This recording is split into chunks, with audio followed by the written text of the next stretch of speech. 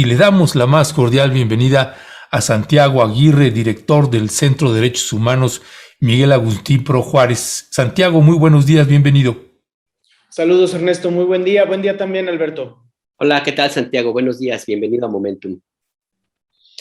Pues Santiago Aguirre, están ustedes anunciando pues un logro más de este valioso trabajo que durante muchos años ha estado llevando a cabo el Centro de Derechos Humanos Miguel Agustín Pro Juárez. A través del Instituto Nacional de Acceso a la Información, pues hicieron una solicitud a la Guardia Nacional. Había habido reticencias, finalmente se logró. Y esto tiene que ver con una batalla pues que durante muchos sexenios hemos llevado a cabo periodistas, activistas, pues transparencia por parte de las Fuerzas Armadas, una situación que se nos repite una y otra vez. ¿Qué es lo que le solicitó el Centro Miguel Agustín Pro al INAI en lo que toca a la Guardia Nacional, Santiago? Claro, Ernesto, gracias. Y en efecto se trata de un episodio más de una larga batalla por la transparencia y contra la opacidad que prevalece en las Fuerzas Armadas. En concreto, en esta ocasión se trata de intentar hacer valer lo que se aprobó cuando entró en vigor la Ley Nacional de Uso de la Fuerza. Recordemos que en 2019, cuando se crea la Guardia Nacional, junto con esta corporación, se aprobaron una serie de instrumentos legales que se presentaron como garantías adicionales para evitar que se cometieran nuevos abusos en un intento de revertir el historial que tienen las Fuerzas Armadas de poca rendición de cuentas. Uno de estos instrumentos importantes fue la Ley Nacional de Uso de la Fuerza. Al final, la ley incorporó una visión muy claramente marcada por la impronta castrense y está hoy en algunas de sus porciones impugnada ante la Suprema Corte de Justicia de la Nación, pero en otros aspectos es una ley benéfica, porque es una ley de alcance nacional que regula el uso de la fuerza, que era una gran laguna que teníamos en México. Y entre los temas novedosos que incorporó esa legislación, se encuentra que a partir de esta ley, todas las instituciones de seguridad quedaron obligadas a elaborar unos informes pormenorizados, así es como la ley les denomina, cuando emplean la fuerza pública. Es decir, en cada evento en el que las instituciones de seguridad de todo el país, porque esta es una ley nacional, hacen uso de la fuerza, deben realizar un informe pormenorizado y la ley señala qué es lo que debe contener ese informe. Los organismos de derechos humanos, la propia oficina de la alta comisionada de Naciones Unidas para los Derechos Humanos en México, saludamos este avance legislativo, porque si logramos que las corporaciones hagan un registro exhaustivo cada que utilizan la fuerza, es más factible que se rindan cuentas y que cuando hay abusos los responsables sean individualizados y llevados ante la justicia. Lamentablemente, conforme se ha venido desarrollando la Guardia Nacional y se ha profundizado, hay que decirlo, su carácter castrense y la impronta militar en la Guardia Nacional, pues esta salvaguarda como otras quedaron sin contenido y nos topamos con la realidad de que la Guardia Nacional empezó a considerar que estos reportes pormenorizados de uso de la fuerza eran confidenciales y a solicitud de información que elaboró el equipo del Centro PRO, la Guardia Nacional nos contestó que los informes pormenorizados de uso de la fuerza tenían que estar reservados durante 5 años porque afectaban la seguridad pública difundirlos y porque su difusión y conocimiento por la sociedad ponían en riesgo la vida de los propios integrantes de la Guardia Nacional. Es decir, los argumentos que tú conoces muy bien, Ernesto, que toda la vida hemos escuchado de opacidad de las Fuerzas Armadas.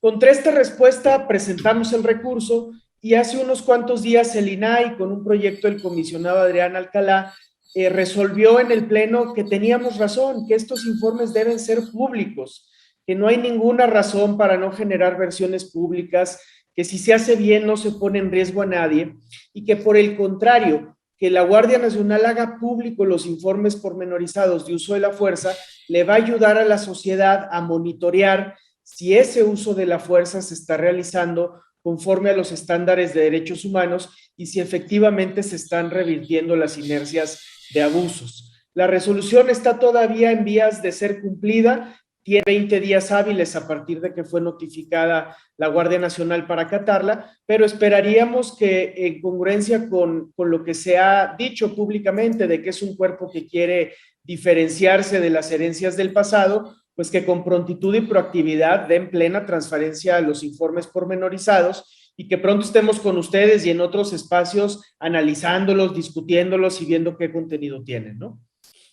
La versión pública que el INAI ordena a la Guardia Nacional que se dé a conocer, pues, ¿qué datos contendría? ¿Qué elementos son los que se van a conocer?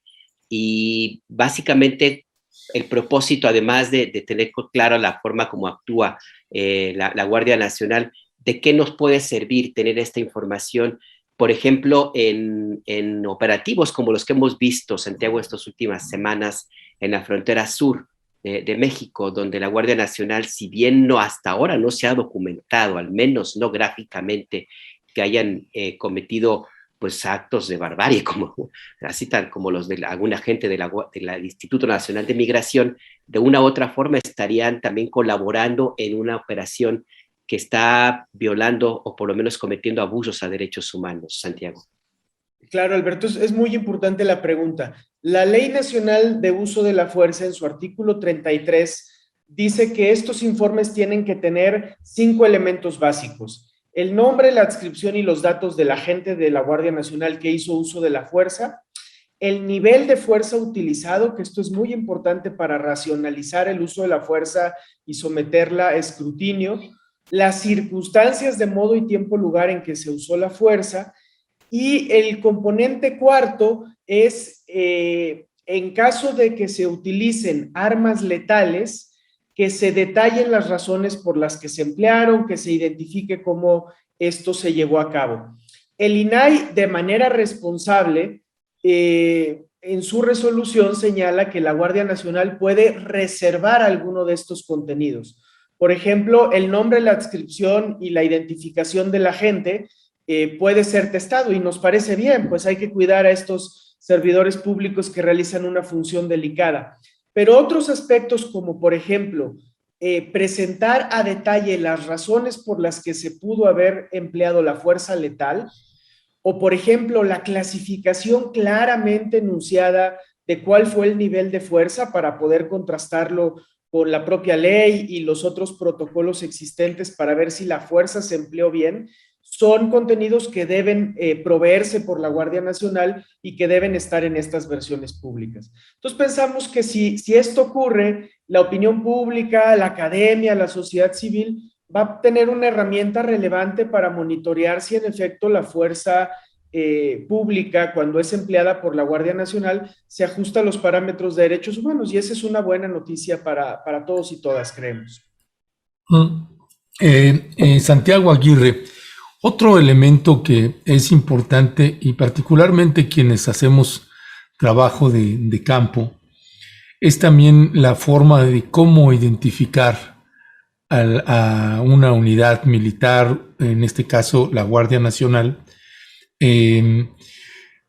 Logramos hace varios años obtener información de cómo identificar a las Fuerzas Armadas, en este caso al Ejército, por los guarismos en las unidades, en los vehículos militares, o por el uniforme, o por el escudo.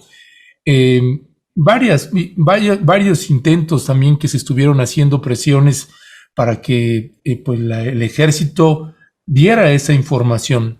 Se negó en muchos momentos, tuvimos que sacarla la información por descarte en trabajo de campo, yendo y visitando cada una de las posiciones militares, en este caso en el estado de Chiapas, que nos permitió ya sin margen de error, pues identificar los guarismos, por ejemplo, del Ejército.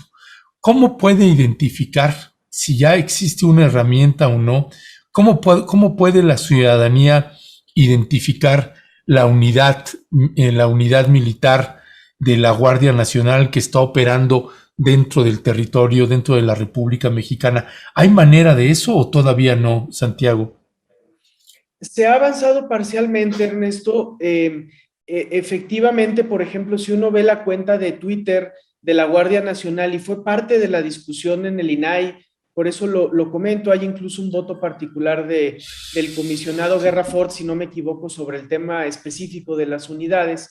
La Guardia Nacional ha venido haciendo público que sus elementos deben identificarse y ha proveído alguna información, sobre todo en redes sociales, me parece, de cuáles, cómo están balizadas sus unidades, cuáles son los uniformes que utilizan, etcétera.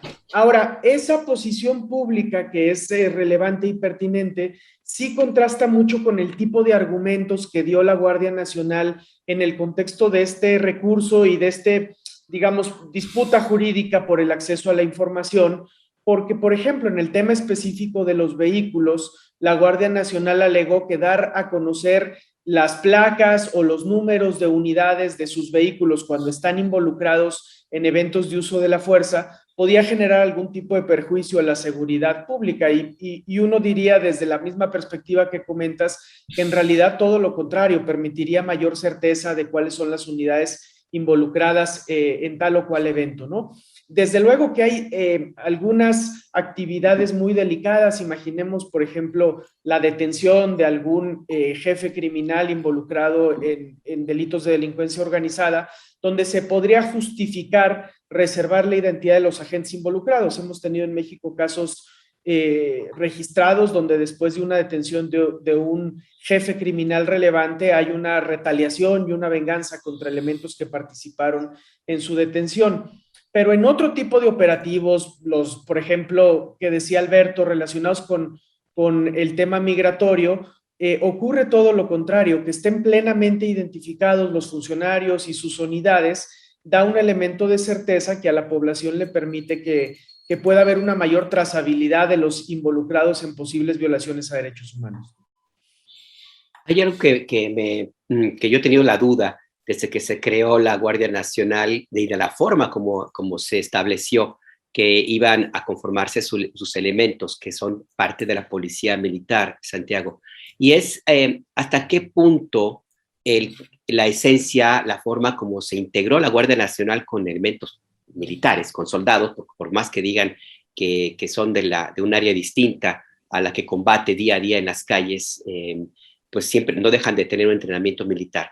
Y tiene que ver la forma en la cual la Guardia Nacional podría o lo hace, de hecho, en reaccionar con una táctica y una estrategia militar más que de seguridad pública de tipo civil, si se me permite el término, como correspondería a una corporación con las características con las que nació la Guardia Nacional. Con esta información que el INAI ha planteado que debe entregar la Guardia Nacional, se podría establecer, no sé si por contraste, no sé si por análisis de los datos, si la Guardia Nacional utiliza estrategias militares o militarizadas en su trabajo cotidiano en la seguridad pública del país, Santiago.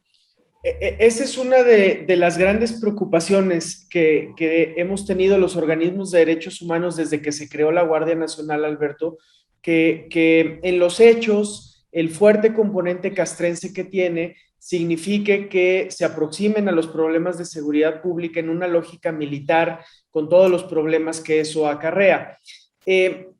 Acceder a los informes pormenorizados de uso de la fuerza nos puede dar un elemento para ver si eso está ocurriendo o no al revisar cómo se está empleando la fuerza letal, porque uno de los problemas que hemos tenido y que ustedes han documentado muy bien es que cuando se usaba al ejército y a la marina para labores de seguridad pública, hacían o empleaban un uso de la fuerza propio, pues más de un combate bélico que de una labor de garantía de la seguridad pública. Conocer los informes pormenorizados nos va a permitir tener un indicador de cómo eso está prevaleciendo o cambiando en el presente. Pero no sería el único elemento. Hay otros que son muy importantes para que no ocurra esto que comentas, Alberto. Monitorear cómo está ocurriendo la formación policial de los elementos de la Guardia Nacional, los temas de doctrina, los componentes que se están dando en la formación inicial, los temas de control de confianza, si están siendo objeto de ese esquema de rendición de cuentas, como se había previsto los elementos de la Guardia. Los números indican que no está ocurriendo así. Y te diría que hay otro elemento, si ustedes quieren, más cualitativo, que es también muy significativo para tener esta perspectiva, que es si elementos que cuando fueron parte del ejército incurrieron en violaciones a derechos humanos, se están o no incorporando a la Guardia Nacional. Porque no se generó ningún control robusto para evitar que eso ocurra, y hemos ido documentando, lo conversaba con ustedes en la otra ocasión, como por ejemplo la unidad de asuntos internos de la Guardia Nacional, que está llamada a jugar un papel muy relevante por el propio diseño de la Guardia, le fue entregada a mandos que vienen de la Policía Judicial Militar, un cuerpo que todos sabemos que se habituó a torturar impunemente en el pasado, ¿no? No en balde algunos de los represores de la Guerra Sucia acabaron en la Policía Judicial Militar y nunca fueron llamados a cuentas, ¿no? Entonces, que elementos con ese historial oscuro transiten sin ningún cuestionamiento a la Guardia Nacional, pues es claramente una señal de preocupación sobre que esté prevaleciendo esa lógica militar de la que hablabas, Alberto. Ya, Santiago Aguirre, director del Centro de Derechos Humanos Miguel Agustín Pro Juárez. Tenemos ahí una imagen que te voy a pedir, Leonardo, y que es el presupuesto. Trabajé una tablita sobre la actualización de del presupuesto de egresos presentada por el presidente López Obrador a través de su secretario de Hacienda, pero hice una actualización, Santiago, y a detalle del presupuesto a la Secretaría de la Defensa Nacional, del presupuesto a la Marina y del presupuesto a la Guardia Nacional. Presupuestos de 2019 hasta el 2022 del que se está presentando. Al extremo derecho, usted puede ver el crecimiento del presupuesto año con año. En el último año, en lo que toca a la Secretaría de la Defensa Nacional, y aquí nos estamos refiriendo a Fuerza Aérea y Ejército, pues hay un decremento de menos 7.5%, pero eso se va a compensar ahorita más adelante. En lo que toca a Marina, pues hay un incremento pues de un 6 al 6.4%, es el incremento que está teniendo la Marina. Y la Guardia Nacional, que pues el primer año no necesariamente tenía asignado más que un presupuesto básico de 3.842 millones, después en el 2021 ya el presupuesto tuvo un incremento de 828% a 35,000, y para este 2022, además de ese 828%, pues ya tiene un incremento de 147% con 88,150 millones de pesos asignados a la Guardia Nacional. ¿Qué nos dice este incremento desde el trabajo que ustedes están haciendo? Y te lo comento también con esto, te cierro la pregunta con este otro dato. En el trabajo que hemos estado haciendo en los últimos años, para ser exacto, en los últimos 4 en Tamaulipas, en los recorridos y particularmente en este último recorrido que me tocó hacer hace aproximadamente 3 semanas, es notorio que hay muchas más campamentos de la Guardia Nacional que se están desplegando en Tamaulipas, esto verificado in situ en el lugar. Es decir, además de los anuncios que hace el presidente en una mañanera o cuando va a inaugurar nuevas instalaciones de la Guardia, pues hay otros campamentos o bases de la Guardia Nacional que no necesariamente pues están sujetos a una inauguración, pero que es notorio la presencia de la Guardia Nacional, cómo se va increciendo. De ahí que le decía a usted que me está escuchando que ese decremento del 7.5% a la Sedena pues se compensa con el 147% de incremento a la Guardia Nacional, particularmente porque ahí están elementos del Ejército Mexicano. ¿Cómo entender, cómo valorar este incremento, Santiago Aguirre? Claro, Ernesto, como lo comentas, si uno ve la evolución presupuestal en este sexenio en el sector de seguridad, hubo un incremento muy notorio al comienzo del sexenio en el presupuesto asignado sobre todo a la Secretaría de la Defensa Nacional. En el caso de la Secretaría de Marina, el presupuesto ha reflejado también ese, digamos, menor protagonismo que tiene en este sexenio en contraste con el que llegó a tener, por ejemplo, en el sexenio anterior. Y similarmente hemos visto, y la tabla lo refleja bien, cómo va ascendiendo el presupuesto de la Guardia Nacional. Y ¿Puedes como lo ponerla, por señalas, favor? Perdón, Santiago. ¿Puedes ponerla otra vez, por favor, Leonardo? Gracias. Adelante, perdón, Santiago. sí, no, claro. Y como lo señalas, Ernesto, eso está asociado a una mayor presencia territorial de la Guardia. Todo parecería indicar que la gran apuesta es que la Guardia Nacional signifique una mayor presencia del Estado mexicano en territorios donde se había ausentado en el pasado. Ahora, sobre esto se han hecho algunos comentarios también, Ernesto. Por un lado, en el sentido de que es un despliegue que puede redundar en la disminución de los niveles de violencia en unos años, pero que en el corto plazo probablemente mantenga más o menos estables niveles muy altos de violencia, que es lo que vienen reflejando las cifras.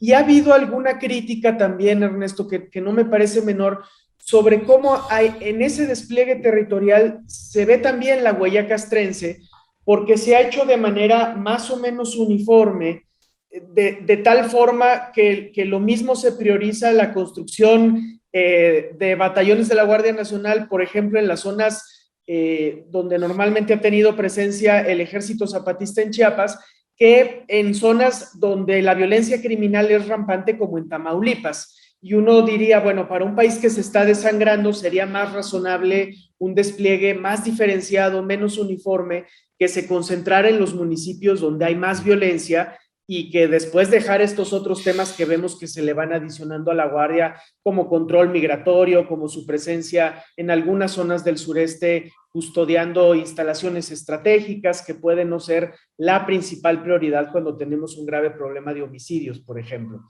Y lo otro que hemos señalado muy críticamente desde la sociedad civil en materia de derechos humanos, Ernesto, es que en ese cuadro el gran ausente o la gran ausente en los aumentos en realidad es la Fiscalía General de la República, ¿verdad? Entonces tenemos una apuesta en seguridad que prioriza la ocupación territorial vía un cuerpo policial militarizado como es la Guardia Nacional, pero que deja totalmente ausente el fortalecimiento del aparato de justicia, que es el que eventualmente tendría que investigar y desarticular las redes criminales. Ahí en Fiscalía lo que tenemos es una visión del pasado que no está ayudando a entender los grandes retos del presente, y eso hace que le falte pues un componente relevante a la estrategia de seguridad que hoy se impulsa, ¿no? Pero bueno, como tú mismo lo dices, hay que ir a campo y preguntarle a la gente en Tamaulipas cómo están viendo y experimentando estos ajustes en la estrategia de seguridad, porque es cierto que muchas veces estas discusiones se quedan solo con las perspectivas que se construyen desde la Ciudad de México, ¿no? Pregunta más bien Leti Ortega en el chat, Santiago, y señala más bien, el incremento del presupuesto es porque los elementos de la Guardia Nacional se han incrementado, y menciona que es ahora más grande de lo que fue la Policía Federal. Esto me da pie a esta pregunta. ¿Existe alguna corresponsabilidad entre este incremento tan fuerte en la asignación de recursos fiscales para la Guardia Nacional y las tareas que desempeña ahora mismo? Y, por supuesto, la cantidad de elementos con los cuales se cuenta. Lo digo porque no tengo yo en este momento, por supuesto, el parámetro para saber si al mismo tiempo las corporaciones de los estados, por ejemplo, corporaciones civiles, porque hay que llamarles así, la Guardia Nacional está militarizada, han tenido un incremento también en este nivel, porque entonces eso implicaría que eventualmente el propósito del gobierno federal es sustituir en algún momento a las corporaciones locales por esta gran corporación que es la Guardia Nacional. Y un elemento más que en esta tabla que presentaba Ernesto, Santiago, no hay que olvidar que hay una orden, por llamarlo de esa manera, para que la Guardia Nacional se incorpore ya como una fuerza regular de la Secretaría de la Defensa. ¿Esto qué significa? Que se va a ir con sus elementos, van a regresar, sí, pero también con su dinero. Y si hacemos cuentas, la Secretaría de Defensa tendría entonces una cantidad impresionante de recursos públicos, y eso implica básicamente mucha más fuerza y presencia, no solamente militar o de seguridad, sino también política, que es un elemento que no podemos perder de vista, Santiago. Así es, Alberto. Es un tema que hay que ver con lupa, como lo señalas. El incremento de elementos de la Guardia Nacional hay que mirarlo con lupa, porque algunos analistas han encontrado que en realidad en muchos casos se trata de activos del Ejército o de la Marina, de las Fuerzas Armadas, que con un solo oficio de comisión están asignados a la Guardia Nacional, pero que, digamos en términos llanos, su plaza sigue siendo del Ejército o de la Marina. Entonces, eso puede ser entendible al comienzo y al arranque de la constitución misma de esta fuerza, pero eventualmente se tendría que revertir. Y por eso, desde los derechos humanos hemos insistido mucho en que no es el camino más adecuado adscribir toda la Guardia Nacional a la Sedena, como se ha anunciado que se pretende, porque entonces sí se desdibujaría el carácter civil de la Guardia, y por el contrario hay que seguir fortaleciendo a la Guardia en todo caso dentro de la Secretaría de Seguridad Pública. Ahora, lo otro que señalas, Alberto, es muy relevante y es uno de esos temas que hay que ver con toda su complejidad, ¿verdad? Porque, por un lado, es cierto que las policías locales, sobre todo las municipales, se volvieron uno de los blancos favoritos de la delincuencia para cooptarlas y coludirse. Desde el Centro PRO no podemos negar esa realidad acompañando a las familias de Ayotzinapa, ¿no? Claramente hay ahí trazas de eso. Pero simultáneamente, cualquier enfoque de seguridad que piense que solo un cuerpo desplegado desde el centro, con carácter militar, con alto armamento, como la Guardia Nacional, puede responder a todas las violencias que hay en el país, que no solo son la delincuencia organizada, que incluyen la violencia de género, que incluyen los conflictos agrarios, que incluyen los conflictos vecinales, en fin, pues sería una perspectiva errada. Necesitamos Guardia Nacional o un cuerpo nacional, preferentemente no militarizado, pero incluso cuando eso funcione, vamos a seguir necesitando policías locales que hagan el trabajo comunitario de proximidad, que conozcan los barrios, que caminen las calles, que ayuden a regenerar el tejido social. Y ese componente local se ha venido soslayando totalmente en el enfoque actual de la estrategia de seguridad, en parte por argumentos justificados como pueden ser estos de la corrupción que prevalecía en las policías locales y estatales. Por ejemplo, los subsidios que se otorgaban desde la Federación para fortalecer a las policías locales se han reducido o han desaparecido en el último tiempo, ¿no? Entonces, eventualmente hay que volver a un esquema en el que con rendición de cuentas y cambiando lo que haya que cambiar, no se deje de fortalecer a las policías locales. Y finalmente lo que tú dices es cierto, estamos ante un fortalecimiento castrense que puede derivar en un protagonismo político preocupante. Nosotros vimos desde el PRO con algo de preocupación los recientes cambios anunciados por el Ejército, porque el mensaje es: nosotros decidimos nuestra nueva estructura y ya después a lo mejor pasará esto por el Congreso y quizá lo discutan los diputados, pero entre tanto nosotros como Fuerzas Armadas decimos cómo nos vamos a estructurar. Y eso se llama autogobierno, eso se llama autonomía y no es el esquema deseable de las Fuerzas Armadas en un contexto democrático. Ya, gracias Santiago. Dicen, por ejemplo, Adriana Cos, que también ahí en Puerto Vallarta la presencia de la Guardia Nacional pues ya es mayor que la que tiene la Marina. Por poner solo un ejemplo, dice también Vladimiro Martínez, desde Uruapan, Michoacán: buenos días, acá se tiene buena percepción de la Guardia Nacional, claro que actúan y sí protegen a la ciudadanía, Son algunos de los comentarios que va haciendo la audiencia, y yo me detengo aquí, que casi se nos acaba el tiempo, Santiago. Ustedes en el Centro PRO publicaron una infografía, 10 medidas urgentes para fortalecer los controles sobre la Guardia Nacional y las Fuerzas Armadas, esta imagen que estamos viendo ahí a cuadro. Y para la audiencia que te está escuchando, Santiago, resumidamente, estas 10 medidas que consideran ustedes pues urgentes para fortalecer los controles de las funciones de la Guardia Nacional, ¿cuáles serían? Claro, Ernesto. Hablamos, por ejemplo, de que la Corte debe revisar los aspectos más preocupantes de las leyes secundarias.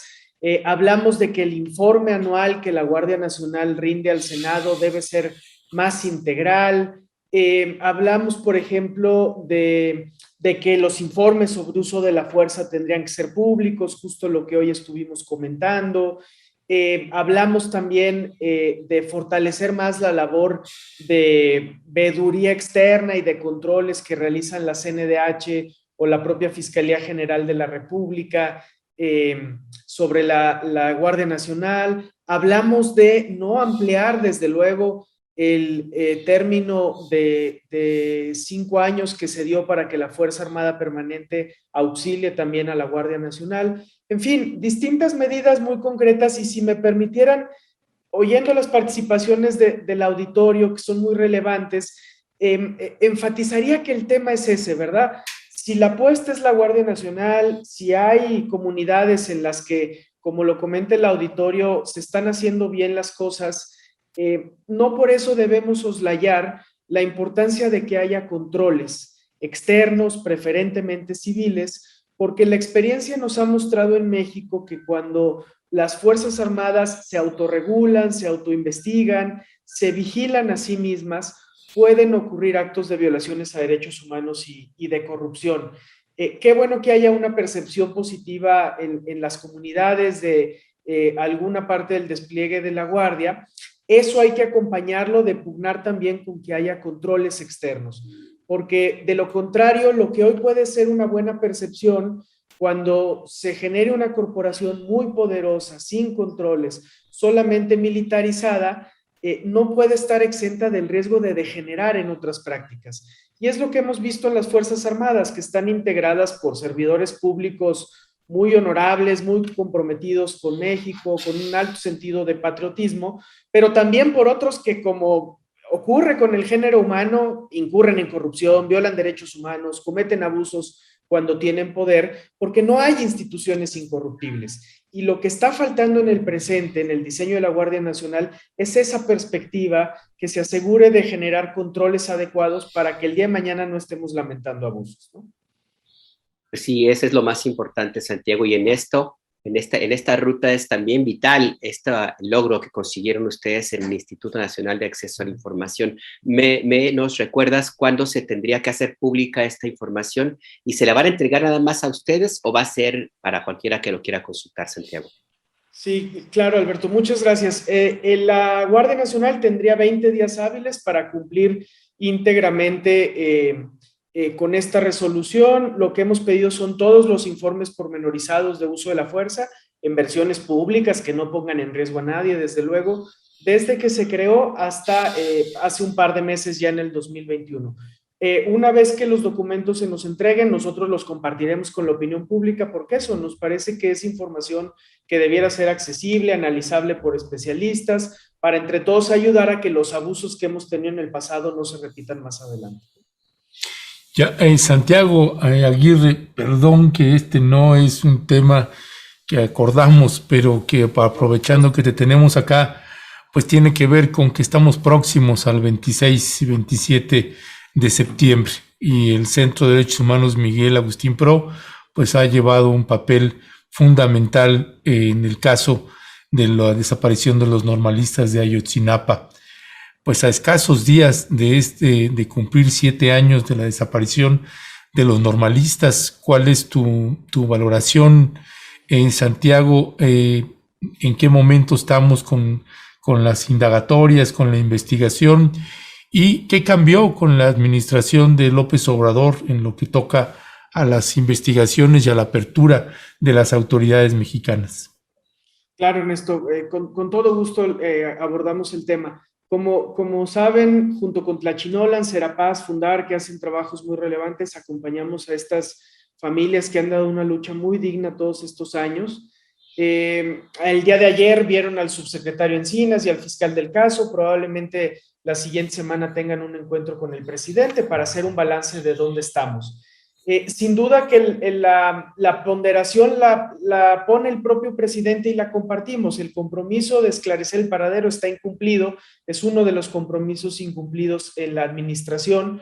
Nosotros vemos como organización de derechos humanos, Ernesto, avances relevantes que incluyen la identificación de los restos de 2 más de los estudiantes, que incluyen el procesamiento de los mandos policiales por tortura. Tenemos hoy en prisión a alguien que dirigió la Policía Judicial Federal, eso es un logro innegable. Está prófugo Tomás Herón, tiene que rendir cuentas pronto. El modelo de atención a las familias por parte del gobierno ha sido digno. El compromiso de Alejandro Encinas, del fiscal Omar Gómez Trejo es indudable.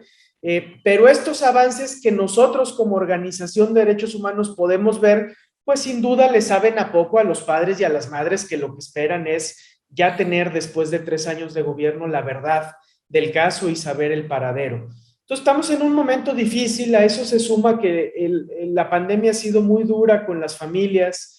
Ernesto, recientemente lamentamos el fallecimiento de 2 padres, de don Saúl y de don Bernardo. Don Bernardo además una figura muy entrañable para el grupo de las familias.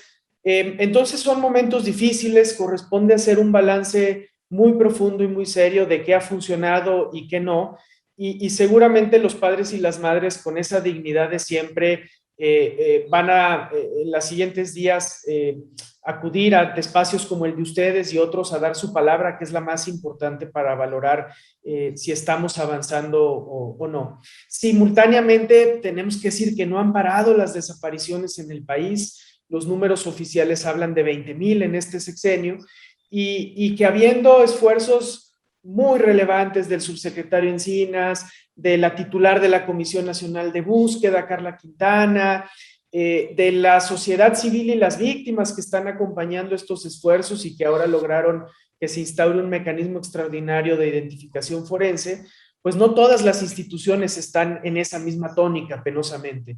No lo está la Fiscalía General de la República, que sigue haciendo un trabajo muy magro en el tema, que ni siquiera ha desarrollado la base de datos forenses a la que desde 2017 le obliga la ley, y no lo hacen, Ernesto, los gobernadores y los procuradores estatales, que es donde está el gran concentrado de casos de desapariciones sin resolver. Tenemos todavía en estos años gobernadores que le mandan a la policía a los colectivos de víctimas, como el de Guanajuato, fiscales que no se sientan con los mamás y papás de desaparecidos. En fin, sigue haciendo falta una lógica más de Estado que reconozca esta dimensión. Y lo menciono porque también esa ha sido siempre una de las grandes preocupaciones de las familias de Ayotzinapa, que su lucha sirva para que otras familias no pasen por lo mismo, ¿no? Entonces, bueno, es un momento difícil de frustración, de no estar con los resultados que quisiéramos, aunque hay pasos en la dirección correcta, y seguramente las propias familias estarán dando su perspectiva, que es desde luego mucho más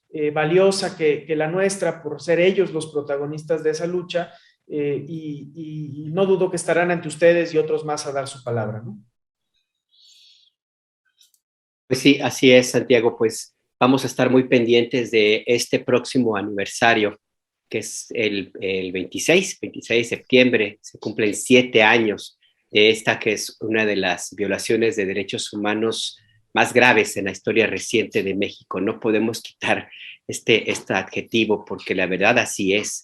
Así es, esto no puede quedar nada más como un asunto de una marcha, de una concentración, de un grupo de padres de familia que buscan a sus hijos, sino entender el contexto en el que se dio.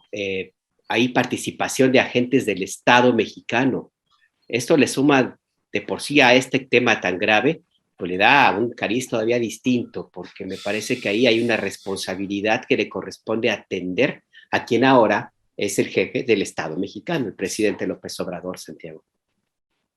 Así es, Alberto, hay participación de agentes del Estado, eso es indudable. La anterior administración acotó en la esfera de 2 municipios esa participación estatal.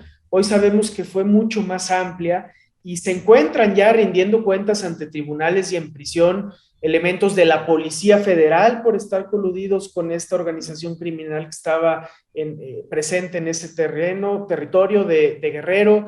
Está rindiendo cuentas y en prisión un capitán del ejército por estar coludido con el narcotráfico, y las investigaciones continúan, pero no hemos desembocado todavía en el esclarecimiento del paradero de todos los estudiantes, si bien este hallazgo de 2 restos en un lugar diferente al que se postuló como paradero definitivo de todos los estudiantes en el pasado, es un avance muy relevante, ¿no? Y además acompañamos a las autoridades que llevaron esta dolorosa información a las familias y nos consta que se hizo bien, con dignidad, con toda la solidez científica, y frente al maltrato que prevalecía en el pasado, eso también hace diferencia. Pero claro, nosotros podemos ver esos avances en lógica de proceso como organismos de derechos humanos. Siempre, sin embargo, el parámetro de las víctimas es otro, y el parámetro de las víctimas es paradero y verdad plenas, y no estamos ahí penosamente. Por eso hay que seguir insistiendo en que se avance en el caso, y por eso las familias han sido muy claras. Van a ver a las autoridades, tendrán su interlocución, pero también están convocando a la sociedad a que les acompañe el día 26 en la calle, en la marcha, porque también así se exige justicia, y porque aunque tengamos estos pasos en la dirección correcta, siempre será indispensable seguir respaldando socialmente estas luchas para que las autoridades se muevan poco a poco, ¿no? Ya, pues Santiago Aguirre, director del Centro de Derechos Humanos Miguel Agustín Pro Juárez, te agradecemos como siempre, Santiago, que nos hayas tomado la llamada. Con mucho gusto y con mucho gusto de saludarles siempre. Que estén bien, buen día. Hasta pronto. Hasta luego, buen día, Santiago. Gracias.